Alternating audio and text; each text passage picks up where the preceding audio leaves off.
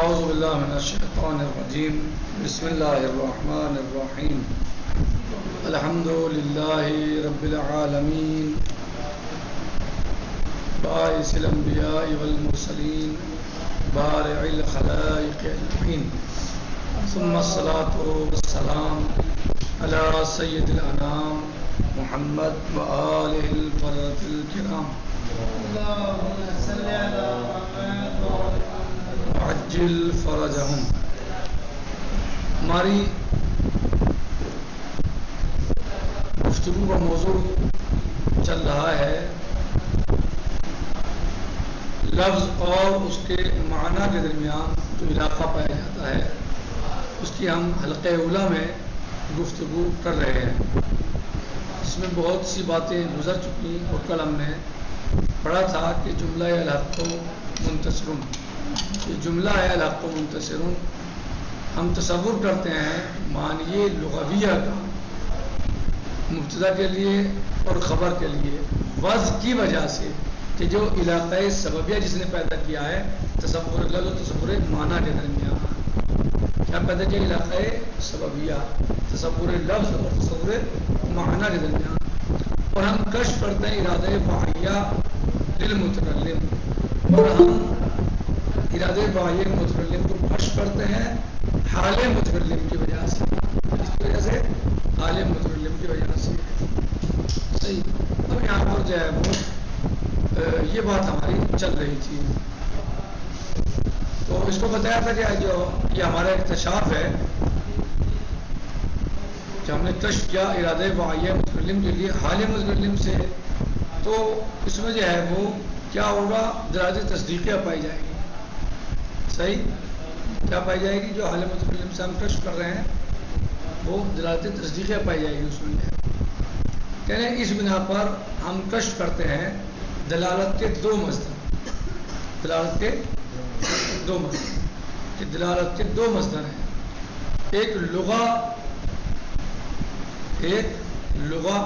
یعنی لغت، دوسرے حال متکلم، یہی تو ہوا نتیجہ۔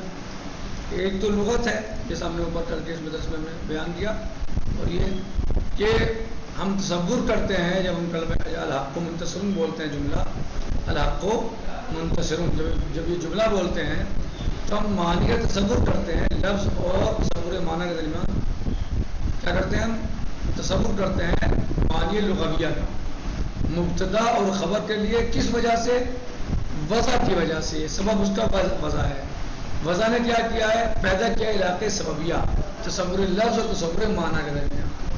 تو ایک تو یہ ہو گیا ان میں سے دو مصدروں میں سے مصدر کیا ہو گیا، لغت ہو گیا، دوسرا حال متکلم۔ کہنے ہیں وہ اعلیٰ حاضر اساس نکتشف مصدرین للدلالہ، اس بنا پر ہم کشف کرتے ہیں کہ دلالت کے دو مصدر ہیں، احدہما ایک اللغہ، ایک پہلے کیا ہے لغت ہے، بما تشتمل علیہ من اوضاع، کہ جو مشتمل ہے جس پر اوضاع، وہ یہ مصدر دلالت تصوریہ، اور یہ مصدر ہے دلالت تصوریہ۔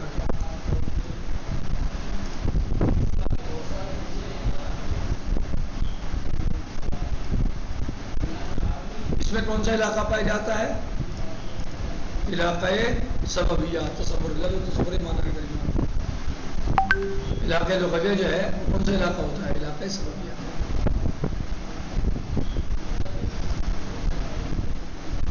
والآخر، اور دوسرے حال المتکلم، دوسرا کیا ہے حال متکلم، دوسرا مصدر حال متکلم، پہلا مصدر کیا ہے لغت، دوسرا حال متکلم، وہ کیا ہے، وَهُوَ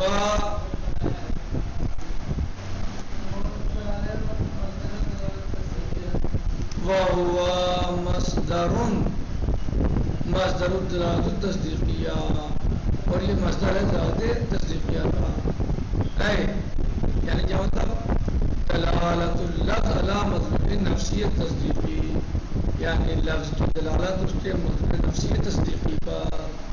حال متکلم مصدر ہے دلالت تصدیقیہ کا، کیا مطلب، کہ لفظ کی دلالت اس کے مدلول نفسی تصدیقی پر ہوگی. فإن اللفظ انما يكشف عن ارادة المتکلم. لفظ جو ہے وہ کشف کرتا ہے صرف اور صرف ارادہ متکلم کو. اذا صدر فی حال یقظۃ فانتباہ وجدیہ. تب جب وہ صادر ہو حال یقظہ یعنی جاگتے ہوئے، جاگنے کی حالت میں اور انتباہ کی حالت میں متنبہ ہو، وجدیہ اور جدی طور پر ہو، جدی طور پر. فهذه الحالة هي مصدر الدلالة التصدیقیہ. بس یہ جو حالت ہے یہ مصدر ہے دلالت تصدیقیہ کا. کیا کا مصدر ہے؟ دلالت تصدیقیہ. یعنی کون سا؟ یعنی جب انسان حالت یقظہ، انتباہ اور جدیہ میں تصور جو ہے وہ ارادہ صادر ہو رہا ہے. ولہذا نجد ان اللفظ اذا صدر من المتکلم فی حالت نوم. اسی لیے ہم دیکھ پاتے ہیں کہ لفظ جب صادر ہو متکلم سے حالت نوم میں، سوتے ہوئے صادر ہو، فی حالت نوم سوتے ہوئے، اور ظہول یعنی عدم توجہ ہوئی تو جو بتائیں، لا توجد لہو، اس کے لیے نہیں پائی جاتی دلالت تصدیق. جب حالت نوم یا حالت ظہول میں صادر ہو اس سے لفظ، تو اس میں دلالت تصدیقیہ نہیں پائی جاتی. مدلول نفسی، اور نہ ہی مدلول نفسی اس میں پایا جاتا. نہ دلالت تصدیقی پائی جاتی ہے اور نہیں مدلول نفسی پائی جاتی. سمجھ میں آیا؟ سمجھ نہیں آیا؟ دو مصدر ہیں، ایک حال متکلم اور ایک لغت. لغت کا مطلب یہ ہے کہ تصور اس میں علاقے سببیہ پایا جاتا ہے، تصور لفظ اور تصور معنی کے درمیان. اور حال متکلم سے ہم سمجھیں گے دلالت تصدیقی نفسی.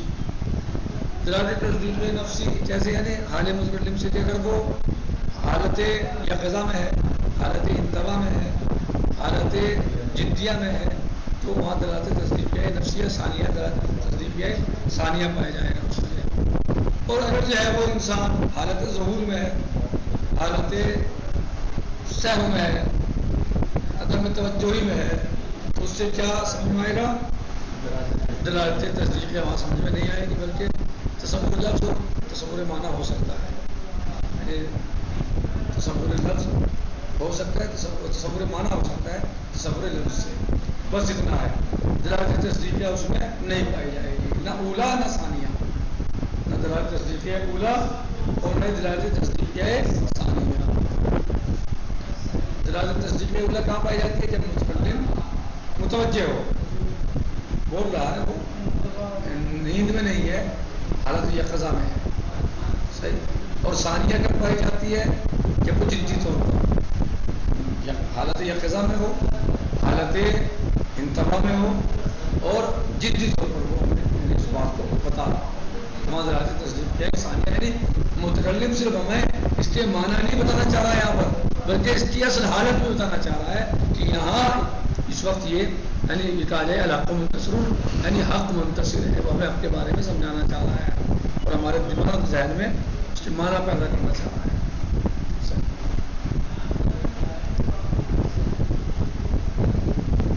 تو نتیجۃ القول و خلاصۃ الدرس یہی ہے ہمارا آج کا، کہ دلالت تصوریہ لغت میں پائی جاتی ہے، لغت میں علاقے سببیہ پایا جاتا ہے، لفظ تصور معنی کے درمیان.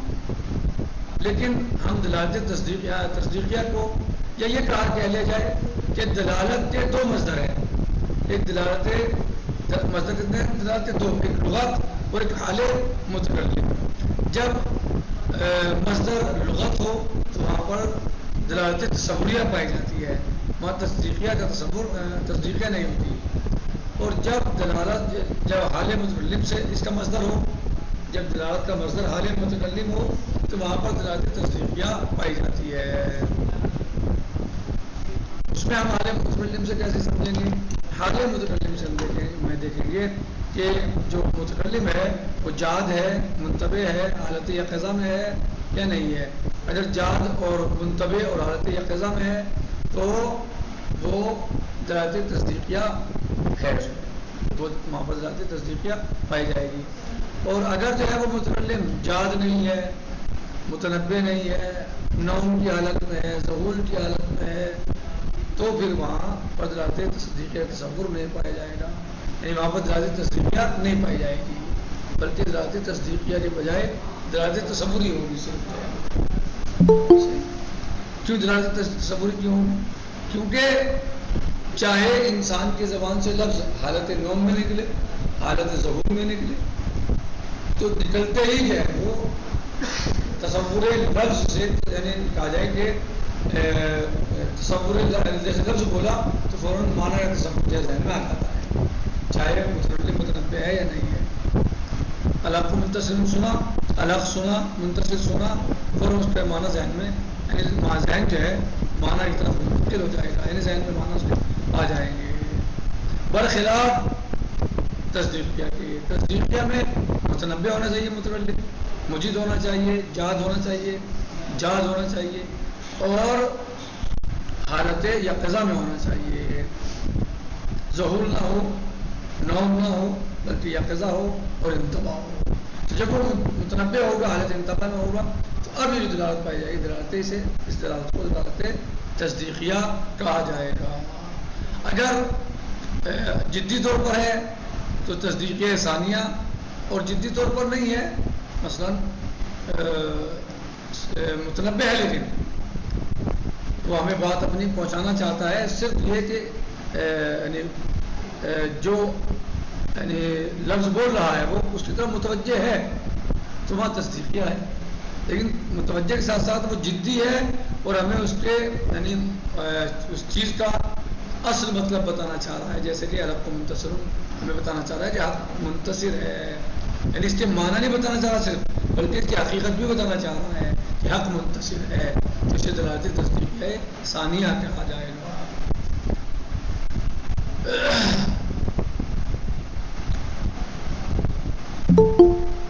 کل انشاءاللہ الجملۃ الخبریہ والجملۃ الانشائیہ۔